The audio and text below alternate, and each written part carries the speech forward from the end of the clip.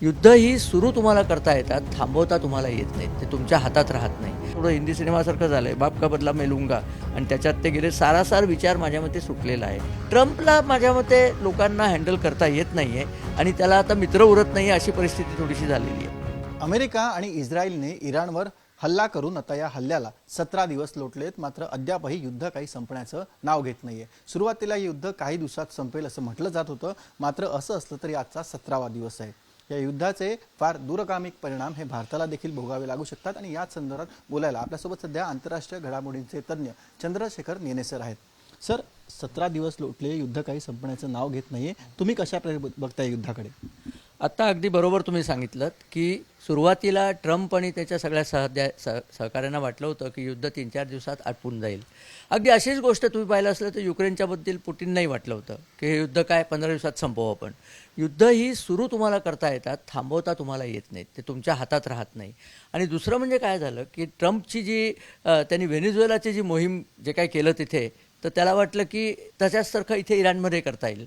एक सिनेमाचा डायलॉग म्हणायचा मला मोह आवरत नाही की तो सध्याचा इराणचा धर्मगुरू म्हणला असेल, साब मुश्ताब आहे माधुरा समजा था क्या, असं तो म्हणू शकेल.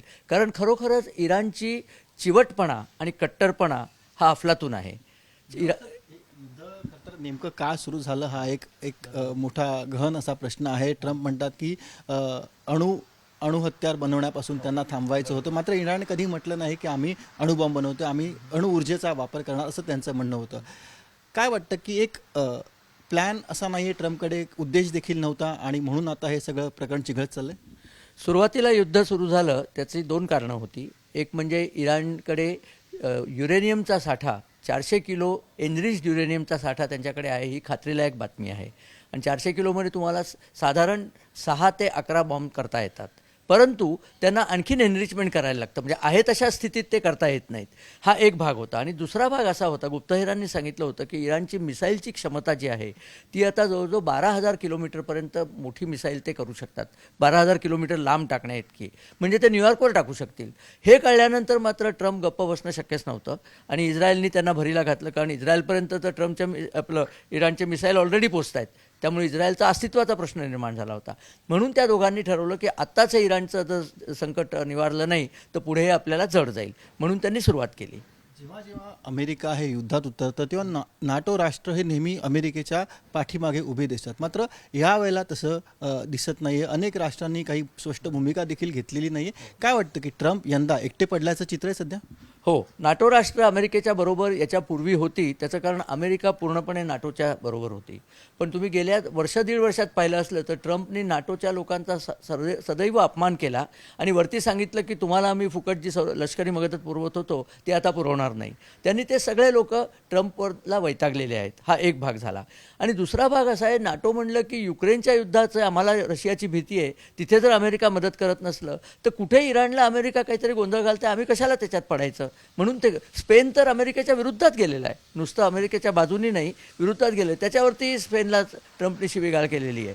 ट्रम्पला माझ्या मते लोकांना हँडल करता येत नाही आहे आणि त्याला आता मित्र उरत नाही अशी परिस्थिती थोडीशी झालेली आहे.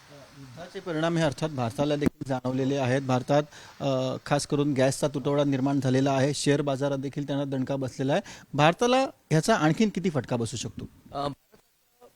जे तेल आणि गॅस येतो त्यातला गॅस तर जवळजवळ 60% होर्मुझच्या सामुद्रधुनीतनं येतो, म्हणजे तिकडूनच येतो. कतार सर्वात जास्त आपल्याला गॅस पुरवतो. आणि तेलसुद्धा जवळजवळ 25 ते 30% आपलं तिथनं येतं. आता तिथला सप्लाय बंद झाला म्हणजे बाकीच्या सप्लायची किंमत वाढते आणि तिथनं आपल्याला अगदी जवळ असल्यामुळे स्वस्तात मिळतं, ते आता मिळायचं नाही. त्यामुळे किमती ह्या वाढणारच आहेत. आणि या किमती वाढतील, त्याच्यामध्ये पुष्कळदा ही तेल वापरून जी कंपन्या काम करतात, त्याची तेलाची शक्ती वापरून करतात, त्यांच्या प्रॉडक्टच्या किमती वाढतात. म्हणून शेअर मार्केट खाली येतं. आपलं भारतातच नाही, सगळ्या जगाची शेअर मार्केट सध्या खाली चाललेली आहेत, जोराने खाली चाललेली आहेत. ट्रम्प एकदा म्हणला युद्ध लवकर संपेल तर शेअर मार्केट लगेच वरती जायला सुरुवात झाली होती. असं आता होणार नाही. आणि तेलाचे भाव आत्ताच काहीतरी $110 पर बॅरल गेलेले आहेत. ते आणखीन जर वरती गेले, भारताचं सगळं बजेटच मुळी तेलाचे भाव $70 खाली राहण्यावरती असतं. त्यानंतर बजेटचा आपल्या गोंधळ होतो, तो आत्ता सुरूच झालेला आहे. त्यामुळे युद्ध लवकर जर थांबलं नाही तर भारताला त्याचे अनेक दुष्परिणाम भोगावे लागतील. परंतु नरेंद्र मोदी सरकारने याची सगळ्या आधीच पूर्वकल्पना असल्यामुळे, आपण तुम्हाला माहिती आहे 41 देशांशी तेलाचे करार केलेत. आणि त्यातले फक्त 8 देश होर्मुझच्या समुद्रधुनीत आहेत. बाकीचे जगभर आपल्याकडे तेल मिळायला प्रॉब्लेम नाही आहे. गॅसला थोडंसं प्रॉब्लेम आहे, थोडंसं महाग मिळेल तेल, रशियाचं तेल आपण घेतोच आहोत, त्यामुळे आपल्याला डायरेक्ट तेलाचा प्रॉब्लेम होणार नाही. पण तेलाच्या किमती वाढल्यामुळे शेअर मार्केटवरती निश्चितच परिणाम होईल. आपला जो ग्रोथ रेट आहे 7.8% तो खाली येईल आणि ते चांगली गोष्ट नाही ती. म्हणालात की आणखीन भविष्यात दुष्परिणाम होऊ शकतात, ते कशा स्वरूपाचे असतील? 2 प्रकार आहेत. एक म्हणजे आत्ता सांगितलं भाववाढ होईल ते तर आहेच, पण त्याहून महत्त्वाचं म्हणजे आपल्या इथल्या बऱ्याचशा शेतमालाची आणि इतर मालाची निर्यात ज्याला गल्फ स्टेट म्हणतात म्हणजे आखाती राष्ट्रांमध्ये होते आणि त्याने आपल्याला भरपूर परकीय चलन मिळतं. शिवाय आपले 80 लाख ते 1 कोटी पासनं बांधव तिथे नोकरीला आहेत. ते नोकरी करतात, तिथनं ते पैसे कमवतात, ते डॉलर आपल्याला पाठवतात. आपल्या परकीय गंगाजळीला त्याचा खूप उपयोग होतो. हे दोन्ही जर थांबलं तर एक तर हे सगळा हा जो शेतमाल जायचा होता तो पाठवायचा कुठे, कारण तो मग इथे खपायला त्याला तेवढी जागा नाही आहे. आणि दुसरं हे लोक परत आले तर या लोकांचं काय करायचं, आणि फॉरेन एक्सचेंज खाली जाईल, कारण हे पाठवतात हे फॉरेन एक्सचेंज. आपण शेतमाल पाठवतो त्याचा आपल्याला फॉरेन एक्सचेंज मिळतं. तो फॉरेन एक्सचेंजचा रिझर्व जो आत्ता जवळजवळ 800 अब्ज डॉलरच्या पुढे गेला आहे तो खाली जाईल, आणि असं होणं कुठल्याही राष्ट्राला चांगली गोष्ट नाही आहे. सुरुवातीला काही दिवस युद्ध चालेल म्हटलं जात होतं, मात्र आता हा तिसरा आठवडा आहे. ट्रम्प आता यांनी इतर देशांची म्हणजे नाटो राष्ट्रांची देखील मदत मागितलेली आहे. काय वाटतं की आणखीन आता किती दिवस हे युद्ध चालेल? हा एक फार मोठा गहन प्रश्न आहे. कालपर्यंत या प्रश्नाचं उत्तर 3-4 दिवसात युद्ध आटपेल असं मी दिलं असतं. पण ज्या वेळेला ट्रम्प आणि इस्रायलनी मिळून, खरं म्हणजे ट्रम्पनीच खार्ग बेटावरती हल्ला चढवला, त्यानंतर युद्धाची व्याप्ती एकदम खूप वाढलेली आहे. कारण खार्ग हे जे छोटंसं बेट आहे तिथून इराणचं 90% तेल निर्यात होतं. खार्ग बेटात तेल सापडलेलं नाही, तिथे तेलाचे प्रचंड साठे आहेत. किती साठे आहेत तुम्हाला सांगायचं तर 450 कोटी लिटर एवढं तेल तिथे साठवलेलं आहे. आत्तापर्यंत तरी ट्रम्पने त्या तेलाच्या साठ्यावरती मिसाईलचा मारा केलेला नाही आहे, आणि त्याचं साधं कारण असं आहे की इराण जर हरला तर ते तेल ट्रम्पलाच विकायचं आहे. ते तेल जाळलं तर इराणमध्ये जिंकून काय फायदा, म्हणून त्यांनी ते केलेलं नाही आहे. पण ते जर त्यांनी केलं तर 2 गोष्टी होतील. एक तर प्रचंड मोठा भडका उडेल आणि त्यांनी पर्यावरणाची प्रचंड हानी होईल, ते तर आहेच. परंतु इराणची परिस्थिती अशी होईल की आता मला घालवायला काही उरलेलं नाही. त्यामुळे एखाद्या पिंजऱ्यात कोंडलेलं किंवा कपाटात कोंडलेलं मांजर जसं जीवाच्या आकांताने तुमच्यावरती हल्ला करतं तसं इराण करेल, आणि मी मेलो तरी चालेल पण तुम्हाला मारूनच मारीन, अशी भूमिका इराण घेऊ शकतं. आणि ती फार डेंजरस भूमिका आहे. त्याच्यामध्ये सामोपचाराला जागाच उरत नाही. त्याच्यामध्ये म्हणजे आर या पार की लढाई म्हणतात ना, शेवटी इराण ती लढाई हरेल, कारण अमेरिकेशी लढण्याइतकी इराणकडे शक्ती नाहीच आहे. परंतु हरताना ते अमेरिकेलाही खाली पाडतील, आजूबाजूच्या सगळ्या आखाती देशांच्या तेलाच्या पुरवठ्यावरती इतका हल्ला करतील की सगळ्या जगाला तेल आणि ऊर्जेचं संकट जाणवायला लागेल, आणि ही जगाकरता दुश्चिन्ह आहे. तशी परिस्थिती सध्या इराणवर नाही, कारण अमेरिकेने हल्ल्याची सुरुवातच त्यांच्या प्रमुखांना मारून केली. आता खार्ग बेटावर देखील हल्ला केला आहे. आता इराणकडे हरण्यासारखं राहिलंय तरी काय? अजून इराणकडे तेल आहे, खार्गचं तेल इराणकडेच आहे. आणि प्रश्न काय माहिती आहे का, इराणमध्ये 3 पक्ष आहेत.